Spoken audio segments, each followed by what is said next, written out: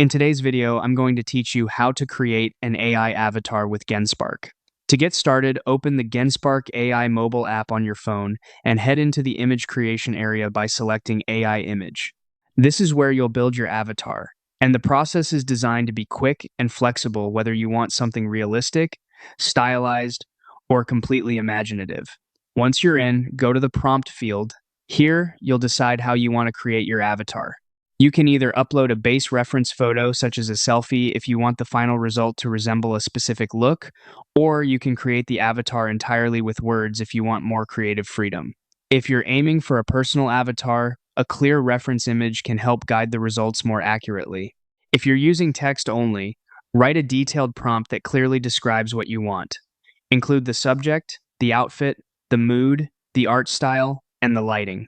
The more specific and visually descriptive you are, the easier it is for the AI to understand the look you're going for.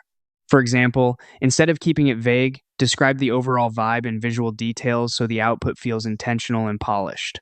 Next, choose the aspect ratio that fits your intended use.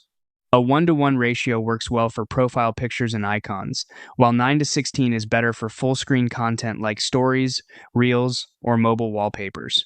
Picking the right format early helps the composition look more natural. After that, tap the model dropdown at the top and select Nano Banana Pro. This is Genspark's specialized visual model pipeline, and it's optimized for generating strong image variations with a polished look. Finally, tap Generate. Genspark will create multiple side-by-side avatar variations for you to review. Take a moment to compare them carefully, since small differences in expression, lighting, and style can make a big impact on the final choice.